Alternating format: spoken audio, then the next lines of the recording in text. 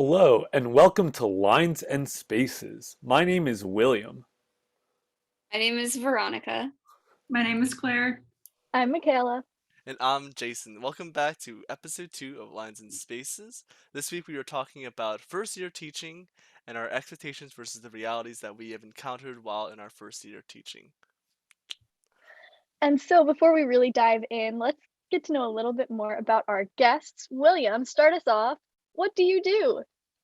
Hey, I am a classroom instrumental music teacher in Philadelphia. That means I go around to different schools every day and I teach instrumental music lessons, mostly winds and brass and percussion. Awesome. And yeah. Veronica, who are you? What do you do? So I teach in Montgomery County, Pennsylvania. I teach 7th and 8th grade general music, which in my district is half music history, half guitar. And then I also teach choir, and I am the music director for the spring musical. So thanks for sharing. Claire? All right. I am a kindergarten through 8th grade general music teacher in Philadelphia. Nice. Jason, what do you do? So, I am a elementary and middle school band teacher in Westchester, Pennsylvania. Similar to William, instead of traveling to multiple schools, staying at one school teaching instrumental lessons for 4th and 5th, and then running middle school band for middle schoolers, and also teaching some 5th and 6th grade general music as well. Michaela, how about you? I am a 3rd, 4th, and 5th grade vocal teacher at a school in Philly. I teach 3rd and 4th grade vocal / general music and 5th grade vocal majors and a couple of choirs. Cool. Well, now that we all are acquainted with ourselves a little bit, what was our favorite teaching moment within our first year so far? That could be favorite moment or just a moment that really stands out. Anybody want to go first? I can Claire. go first. All right. It's kind of hard to pinpoint one, but a big thing, obviously being a first year teacher, building relationships is huge because, the kids have no idea who you are and you basically have to convince them that, you can have fun and they can learn the music. So one moment that I've had with a couple of students is that I guess that kind of showed them that I trust them and they trust me. So specifically talking about students that are hard to reach for a lot of teachers, even teachers that have taught them since they were, in whatever grade, previous years.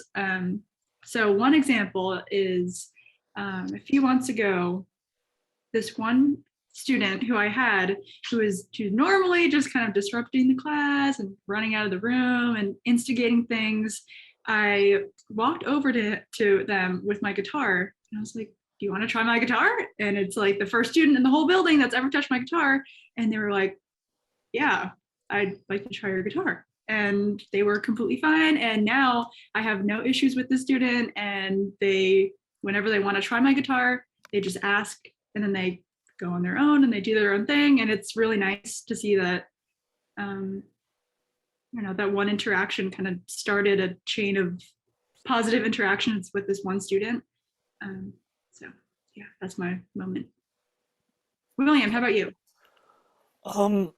So in the beginning, or when I was like scheduling and rostering students, I would have a lot of like different instrument types in the same class, like clarinet, trumpet, and trombone all in one class. And uh, it's not easy to teach clarinet fingerings while there's trumpets in the room, and then you have to teach slide positions.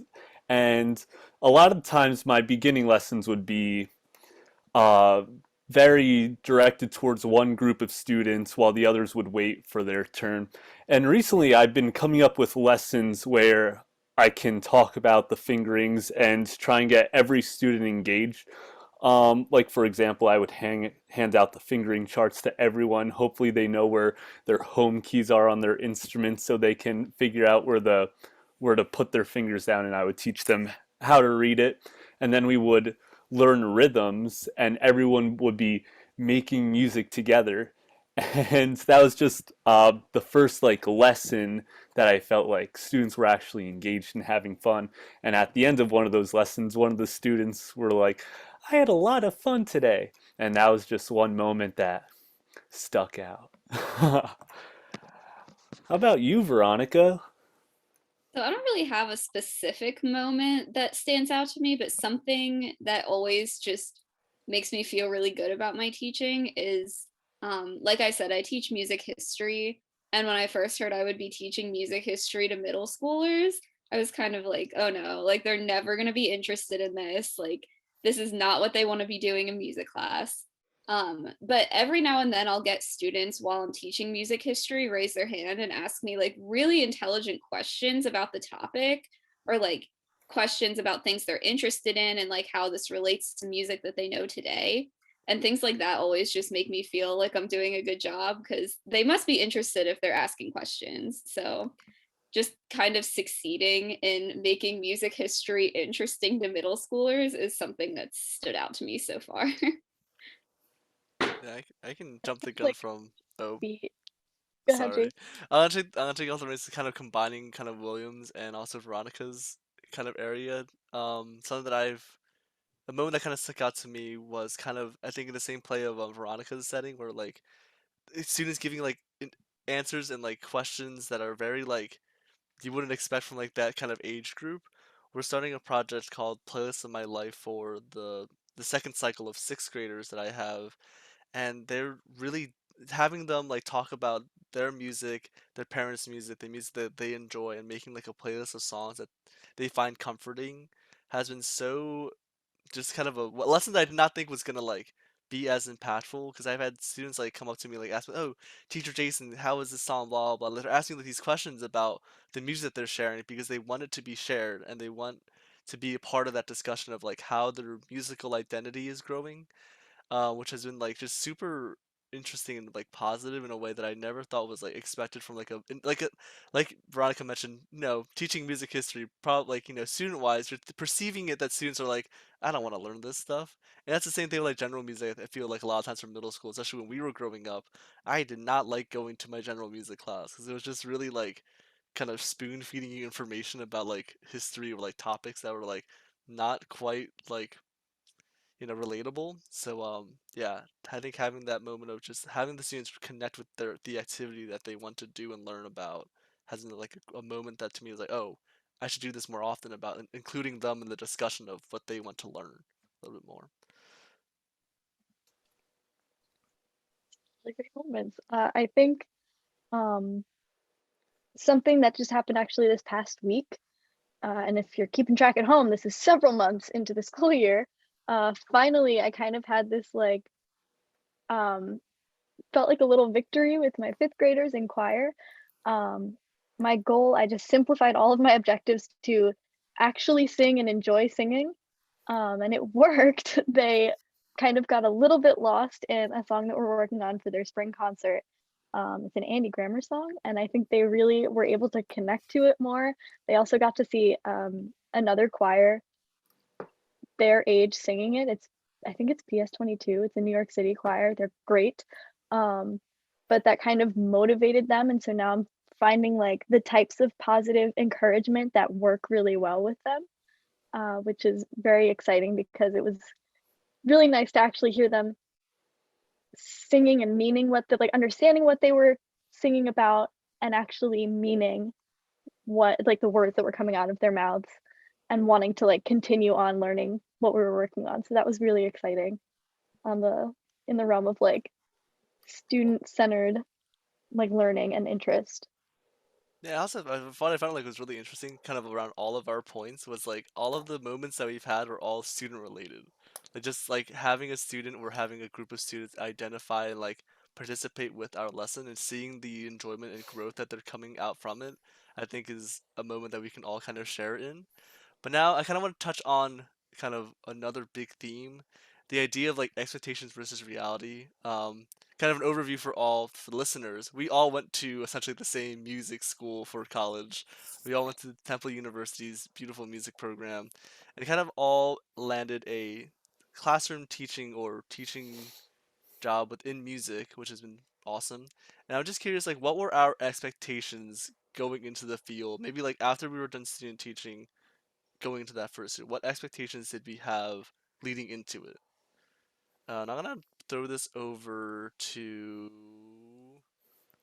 Veronica. Also, Okay, yeah, I can start with this one. I mean, my whole like position that I have is something that was totally unexpected for me. I was an instrumental major, so I was on like the track to be teaching band and instruments. Um, so everything that I'm teaching now is like completely new for me. I never expected that I'd have a choir job or that I'd have a job teaching guitar, because I learned guitar for my student teaching. I had not played guitar before student teaching. Um, so the whole position I have was just something I never thought I would be doing.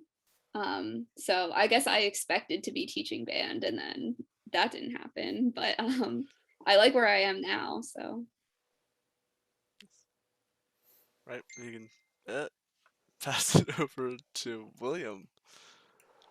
Um, yeah, at uh, Temple, all of our externships had to do with like us going out to different schools and conducting bands and choirs and doing general music classes. And for student teaching for me, it was virtual, but I still led ensembles. And I was sort of expecting to be doing a lot more ensemble stuff, but the schools that I'm picking up are kind of starting from scratch. So I'm doing a lot more of what we uh, learned in our pedagogy classes, um, like brass 1 and 2 and woodwinds 1 and 2, mostly woodwinds 1. But yeah, I feel like I'm doing a lot more beginning students, and I feel like I could have done a better job recording the resources that they gave us in those pedagogy classes, or taking them more seriously than just me learning the instrument and then telling other 20-year-olds how to play an instrument. It's a lot different than me teaching and telling a 9-year-old how to play an instrument, or older, like 11 actually. Yeah, I'll take the reign from William for a little bit. So I'm kind of in the same boat where, it took me kind of like William and Veronica going through the instrumental track. I was aiming for a position where I'd be working with like beginner band areas and more with the pedagogy side. So I kind of focus in on that track. And during my student teaching, when I was teaching middle school virtually, I kind of got to do that a little bit and also run ensembles. So a lot of my expectations were leading in that direction. And I thankfully was able to. The job that I ended up finding was within that realm, kind of that age range of fourth through fifth grade and middle school. So kind of touching kind of the things that I really wanted to kind of dive deep into. The one thing that I was not expecting kind of going into it was the position or where I was ended up teaching. I kind of like all of us expectation wise, we went to Temple, our externships were within the city, and most of our student teachings were kind of in public schools that are really built and developed programs. Um, the job that I'm currently at is at a private school. It's at a Quaker school, which I had never heard of or had really learned anything about how Quaker education works.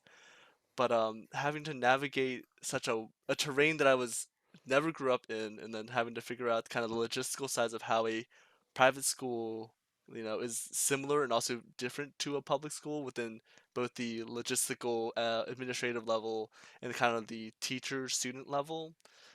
Which again, a lot of it is similar, but like private entities versus public entities, which is a thing that was to me wasn't very unexpected, kind of where I thought I was gonna be after graduating. And Mhm. yeah, And Temple like does focus a lot on teaching in Philadelphia and public schools, because it has such like a great relationship with the Philadelphia public school system. yeah, and And again, not yeah. sponsored, even though we have a flag, a class of flag for Temple, but yeah, not sponsored. Temple made. Yep.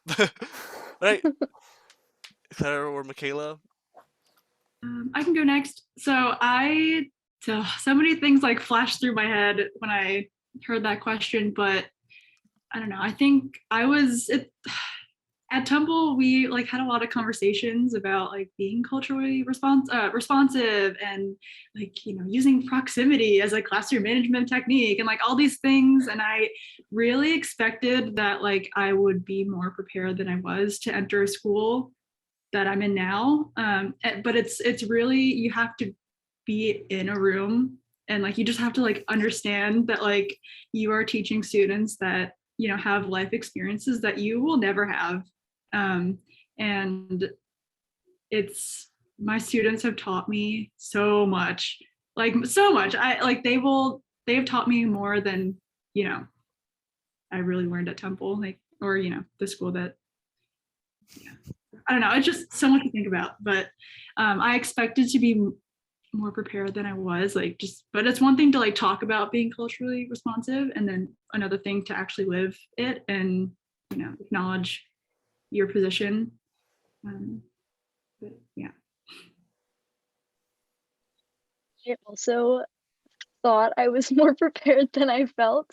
Um, I think some of like my biggest expectations were I thought I was going to be entering into like a program that had like a curriculum and like specific expectations of me.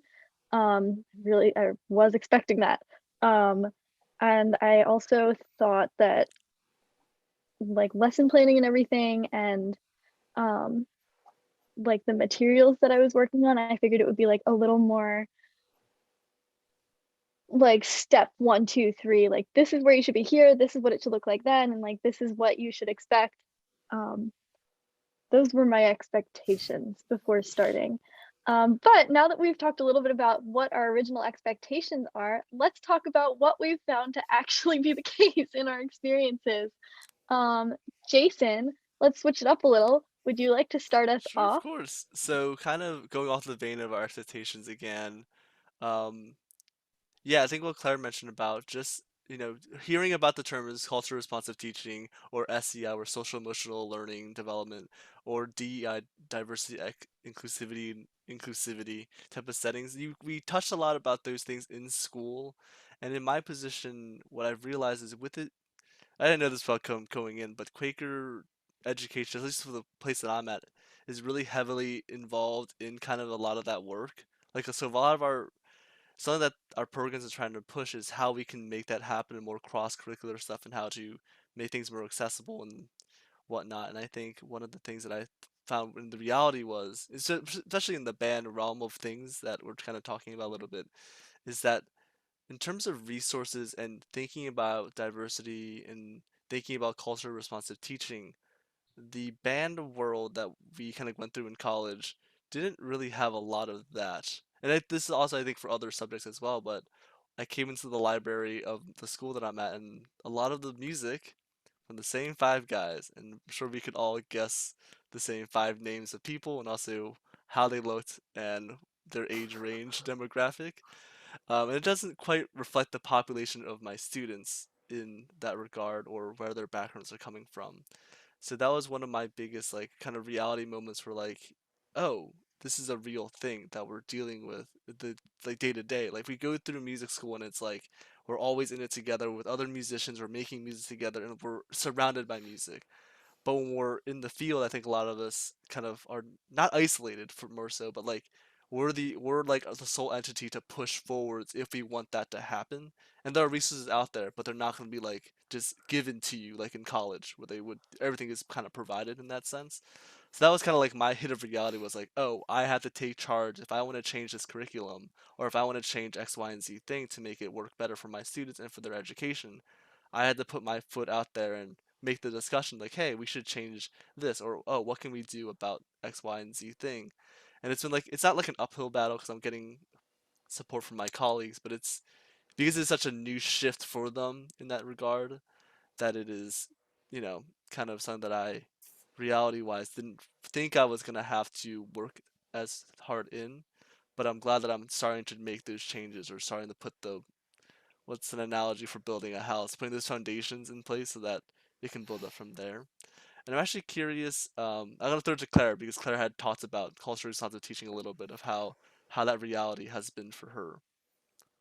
Yeah, naive little first year teacher, I walked into my school, on the first day and thought like, the kids are gonna like me and the kids are gonna respect me because I'm nice to them. And that I learned like the hard way. That's not how it goes. Like, I've learned that, part of making kids feel safe is like showing them that, you have boundaries and you have control over your room and you have control over the environment in your classroom. And if you're just, always smiling and always nice and everything's okay, sometimes, kids don't feel safe, and, you have to be able to deal with sometimes unsafe behavior. And yeah, if you're always just nice and, smiling, that's not always the way to make other students feel safe if something's going on. So yeah, I've had, I just thought of this, second graders who tell me, you need to be more mean, you need to yell more. I'm like, guys, like, but it's the truth is, and it sucks to hear it, like sometimes that is what is necessary. You can't always just be like, all right, guys, please stop. Please stop. Like it's not, it is not effective. And I've learned that the hard way. But I think it's the only way to just like fail and learn. Like to jump in here because I feel similarly to Claire about like boundaries. And first of all, like figuring out exactly what your own boundaries are, and then figuring out how to keep them and how to communicate that to coworkers, students, administration, whoever it is. But it is your job to advocate for yourself as well as advocating for your students and their needs. And on the topic of yelling, in my whole life, I like truly I've maybe yelled once before I started teaching, and I still like that's kind of like one of my like later or last resorts. I think the students I work with, that's a tactic they're very familiar with. So sometimes it's not as effective, but because I'm generally soft spoken, like they know that they have to be quieter to hear what I'm telling them. But there have been times where something was starting to like get out of control where I had to raise my voice, scared myself a little bit the first time it happened. Yes, that is my Definitely. exact experience. It Yeah. sucks. It sucks, and you're like, who is that? Like, Yeah, who's it's like who just screaming right did now? that? Yeah, but I sometimes it's not even like yelling per se. Like usually it's just like lowering your voice, like lowering your tone. Both of us have like relatively high voices, so I found that just like lowering my voice, Yep. pulling away the smile real quick, like Yep.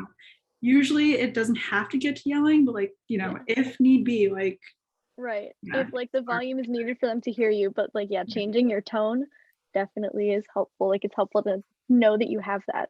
right. Um, but as far as other expectations go, I expected to, I guess, kind of like be handed a curriculum, or at least to be told like, okay, we have like these kinds of classroom instruments we want you to work with, or like we want them to be able to do this kind of thing. What I got instead was, you're the vocal teacher. Um, and that was like kind of the extent. And then also, oh, we have 2 concerts. Um, and then my direct coworkers have been so helpful for me to kind of navigate some or come up with some other expectations for myself and for the students. But in the scenario I walked into, there's a lot of, as Jason mentioned, building that needed to happen, but it felt like I did not have a good grasp on what might have been there before me to be building off of. So there was a lot of what felt like starting from scratch, and a lot of reading and researching and frustration that I still haven't quite gotten to the bottom of yet. But I definitely was expecting way more structure than I walked into. And so now I'm getting to figure out what I need to do to build that structure, from classroom management, like Claire was talking about, to curriculum and what's important for these kids to know. Yeah, but Veronica, would you like to share how your realities were compared to your expectations? Sure. And I can kind of speak on what you were just talking about. Like my situation was kind of the opposite. I was Mm. handed a detailed curriculum. I was handed like plans of what general music in middle school meant for my Mm. school. Um, and a lot of it, again, was things I didn't really think I was prepared to teach. But then I realized the reality is like, I've been a music major for 4 years. Like, I know a lot about music. So I think I was more prepared than I thought I was for a lot of this. Like, we all know a lot about music, like band, orchestra, choir, general music, whatever we're doing, we're prepared for it pretty well. We did study this for 4 years. Um, so I think I was expecting to have to figure a lot out more than I ended up doing. I also didn't expect to have a curriculum. I thought it was going to be something like elementary general music, where every day it's just something new. But it was nice having those plans, especially for middle school. I feel like it's harder to come up with things to do for the general music level or general music class anyway. Um, so yeah, I'm glad I had that. And I expected for things to be a lot less structured than they ended up being. I think we can end it with some thoughts from William. Yeah. Um, so my expectations are more like the actual like teaching part of it.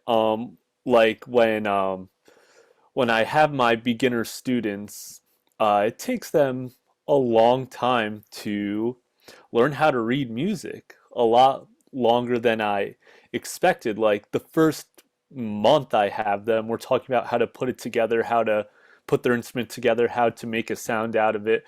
And I only see these students once a week.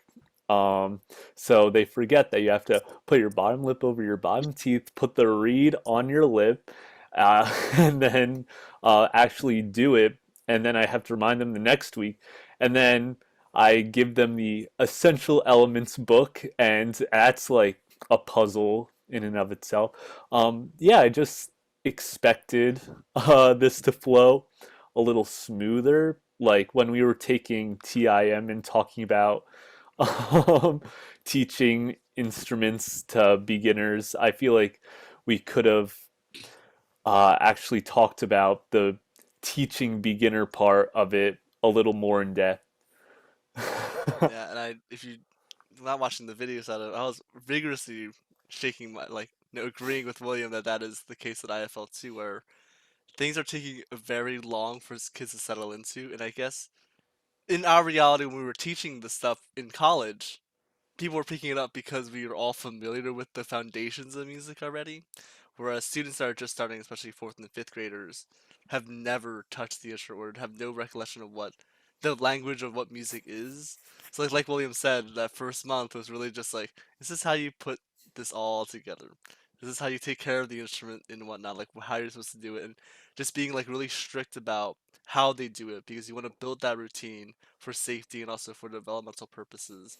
And then, like William mentioned, like giving them the book and talking about music. My situation was interesting because the person that was before me was teaching solfege through instruments, like using the MLT style of teaching, which is, I mean, using Jump Right In, which is a beautiful curriculum, but something that I was not like super familiar with. And then we hit a wall where we were getting to the point where like Do was changing, and to them Do was Hate it when it does always, that. yeah, Do for them was always concert B flat. So like to change it to note names or looking at music that didn't have like where Do was very difficult, and it took me like, even now my fifth graders who already played the instruments before, like 3 months to really settle into like, oh, Do for me is B flat, or oh, or Do for me is C, and if I look at my music, if it goes up, that probably means I'm walking up, or if it's going down, that probably means I'm walking down.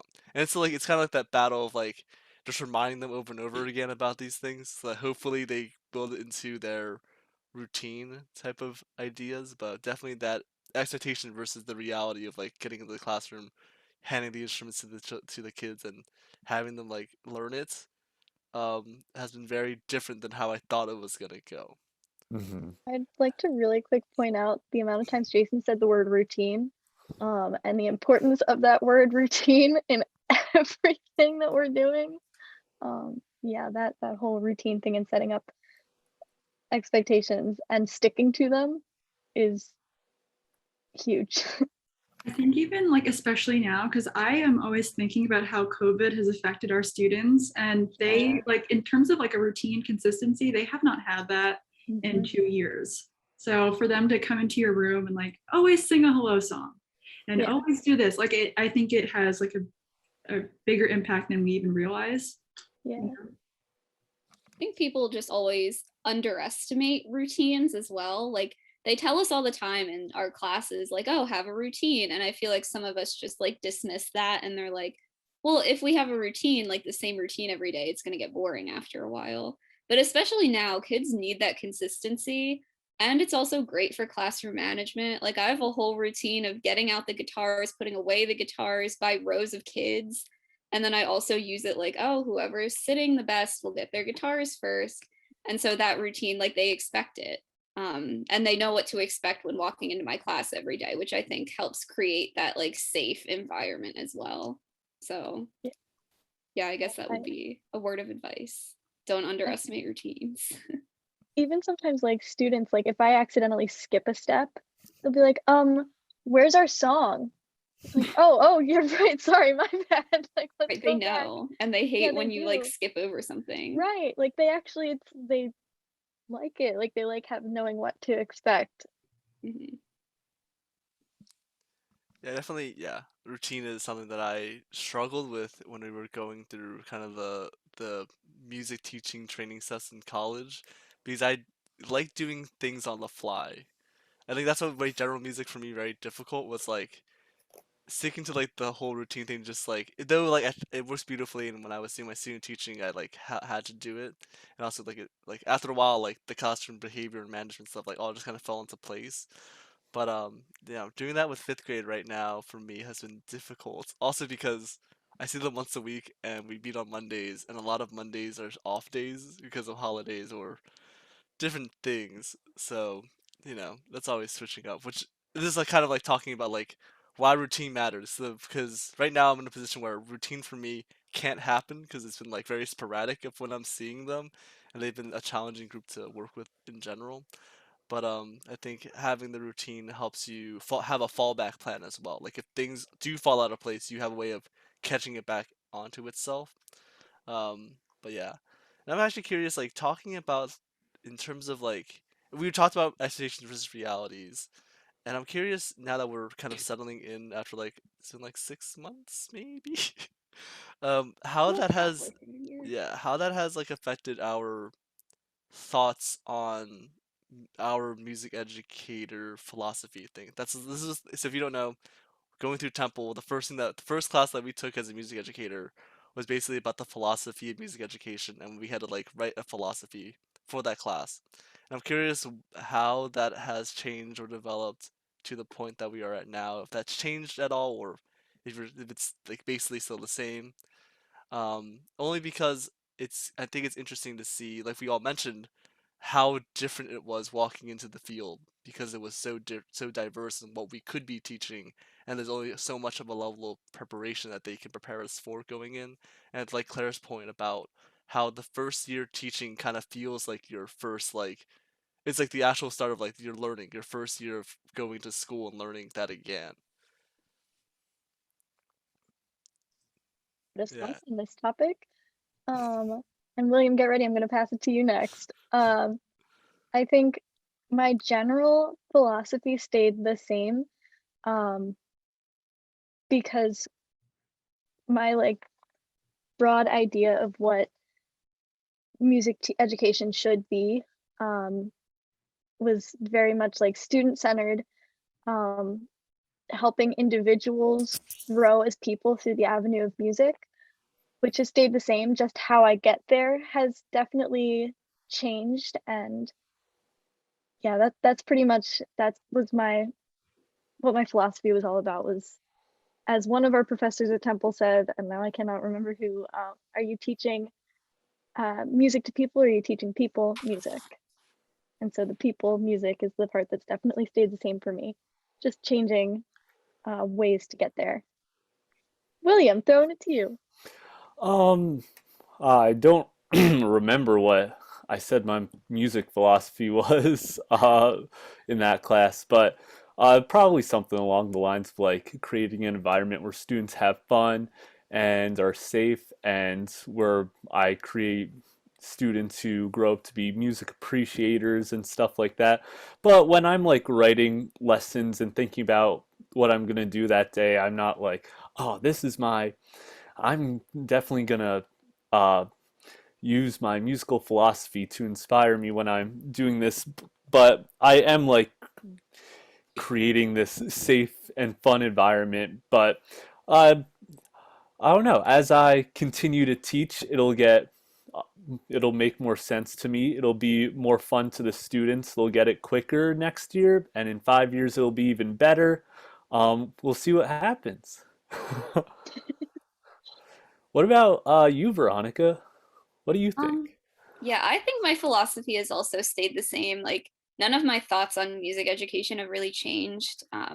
My philosophy is that music education is meant to teach students important skills that they can apply in other areas of their lives. Um, and that music is an outlet for them to have fun as well. So, whenever I'm planning my lessons, since I teach every single kid in the whole school, whether they want to be learning music or not, I'm really focused on the skills that they're learning in my class that they can use in other areas of their lives, whether it be other classes or sports that they do. um, so things like practice routine I touch on a lot, like how to practice things, how to develop your skills. I have an activity where they are tracking their improvement on guitar for the whole quarter, so they can see themselves working at something and improving. And every day when I'm creating lessons as well, I'm asking myself, like, are the students going to have fun today? Are they going to walk out of my class with a smile? And I try to make everything fun for them because it's a special class. Like, they're all taking it. So I don't want them to be weighed down with a ton of musical terms and everything. And like I think Michaela said, like, are we teaching kids music or are we teaching kids? And I think it's more important that we're teaching the kids are having fun and they're not being like bombarded with a ton of musical information. What about you, Claire?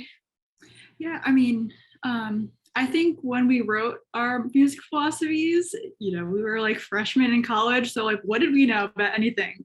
So, I feel like my philosophy hasn't changed, but I'm like understanding what I wrote more. Like, for example, what does it mean to make a student feel safe? What does it mean to, just I'm like understanding my own philosophy more, but it hasn't changed.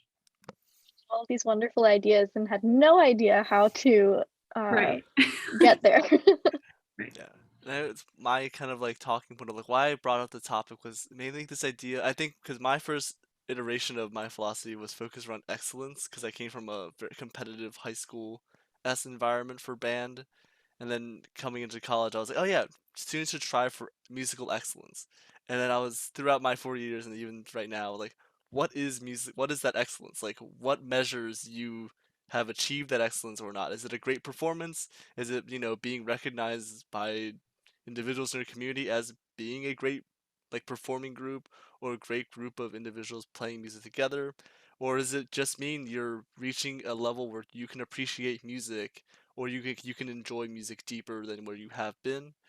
And so that really stuck out to me was like the idea that um, the excellence looks a little bit different for everybody in terms of where they want to be, and the greatest performing groups are only as great as they can be about how much they appreciate the music that they enjoy, and that's something that I'm telling my students about or trying to get them think deeply about the music that they listen to, like what music to them makes them feel just in comfort or in kindness to themselves and what kind of music that they want to create after that point. I think I focus in on the idea of the process of music learning than the actual performance side of it. I think also because of the pandemic, we didn't have performances lined up for this school year in terms of like strict performance dates, that it gave me a lot of freedom to really focus in on what is the process needed for them to like really develop a relationship with their own music making. And like I think that was a new thing in my overall philosophy because before it was focused on excellence and reaching musical excellence based on my perception of what excellence was. And then as time continued, it really became about more of like identity. What does it mean to be your own musician within this growing vastness of music and whatnot? And that's also a personal question for me as well. Like, what does it mean to be a music educator as myself, as a Asian American in the 21st century, where I am in the world, and how does that affect my students being who I am and staying true to what those goals are? Which is why I want to talk about it. But again, it's I think like all of us mentioned, it's something that we have to learn more about to understand what we actually mean. And then also like sometimes it's like William kind of touched on like the more that you do it, like every single day goes by, you grow a deeper connection towards what you might be thinking about. Even if it's not like strictly written down or remembered, that it is a constant thing. And I also loved how all of us touched on student things, but it's like the students should have fun, where the students need to like and lots so about like a oh, this is where I want them to be, and more about like where can I meet them, where can I bring them to, type of idea, which I thought was very very nice You know, to hear Jason, about. my favorite teaching moment is probably a moment that I had when I beat the copy machine, the teacher's lunch. But it's just,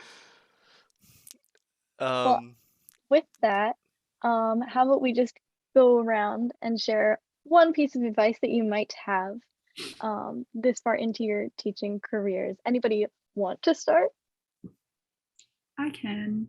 I just Go want to Claire. say, if you are like starting to be a first year teacher, maybe in the next following school year, or like you're student teaching now, like it is okay to not know anything. And I promise, like, if I had a video of myself right now telling myself, be strong in September, do this and this and this, like it still wouldn't have clicked in my head no matter what. So it's okay to make mistakes. And it's just simply the part of the process. Make those mistakes and learn from them. And it's okay to not know what you're doing because, yeah, you just have to do it. Yeah. I second that. Like you just kind of, there are a lot of things that, at least in my experience, and it sounds like in Claire's too, you just don't know until you're there and you're in it. And sometimes there's some things you don't learn until it's a necessity. Uh, and in addition to that, uh, do what you're doing with like your overall like priorities as a music educator in mind. So like don't pick out repertoire that you don't like, because why would your students like it if you don't have a reason to like it? Like don't waste your time doing something that is meaningless to them. The ability to connect to music, at least for me, is like at the core of what I'm doing. And if I get too bogged down with like rhythm notation or something with a class of third graders and they're not actually making music, it's like teaching them a language that they don't have time to speak. So keeping like what's really important in your teaching in mind in all of your interactions. Um, William? Um, a bit of advice for first year teachers: just be prepared every day. Um, have something in mind, and keep exploring new lessons and ideas. Go on YouTube, find some videos that tell you how to play trumpet, if and watch like 10 videos of how to play trumpet. Get as many ideas as you can, because you don't know what your students are gonna struggle with. Maybe they won't.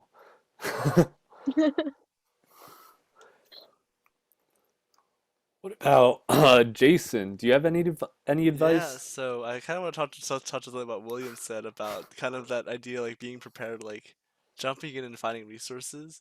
I think something that I found out was like you don't have all the answers, and it's okay to not have all the answers. Like every single day is gonna be a little bit different. I think something that we can all kind of I think we all share. Have you ever had like a lesson where like things went really well and you're like, wow, that was awesome, and then next day the same class you're like, oh my god, I suck at what I'm doing. Why am I teaching? Like, why did that go so poorly?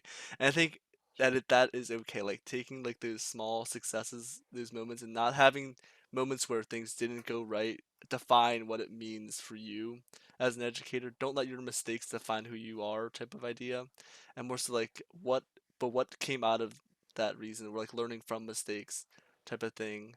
And also not being afraid to reach out for assistance or reaching out to colleagues, your peers, your friends, your family about like the things that are happening within your own team. The more that I think we can talk about it, which is why I like this podcast so much, talking with everybody, is that we're all coming from the same boat area of like things happening and that you're not alone, and sharing those ideas of how our lessons have been going, I think is crucial. So first year teachers or even people that are currently in school learning about music, make that community, find out where resources can come from, and just start compiling them a little bit more.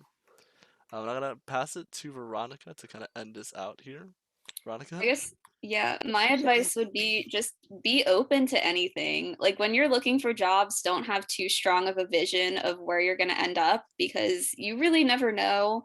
Like again, I thought I would either end up in elementary general music or band because that's what I studied the most. That's what I felt most comfortable with.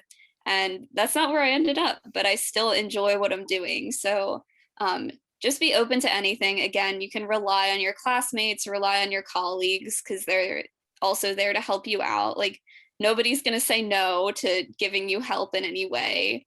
Um, and the last thing is like kind of like everybody else was saying, you're not really ready until you're there in the classroom actually teaching.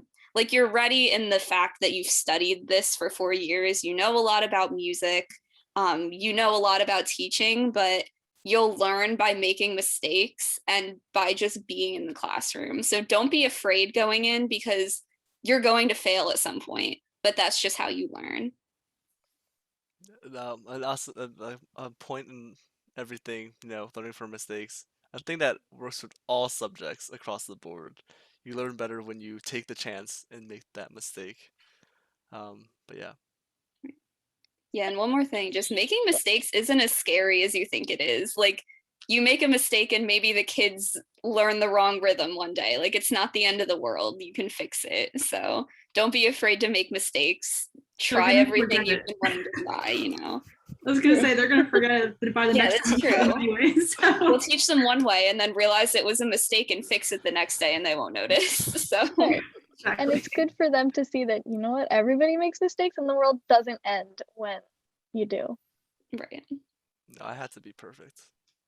Except unless you're Everyone Jason, thinks then you have to be perfect. Everybody else, you're in the Jason clear. is just held at a different standard than the rest Yeah. of us. So. Just aim to be Jason. If we could be so lucky. Don't do that. I cannot play French horn. Wow, Jason picked one instrument His you could not one play. flaw. Your fatal flaw. And with that, thank you so much for joining us. Thank you to our guests for taking the time to join us and share their experience. I think that's all we have to share today. Tune in next time for episode 3. Thank you so much. Yes, thank you so much. Bye, everybody.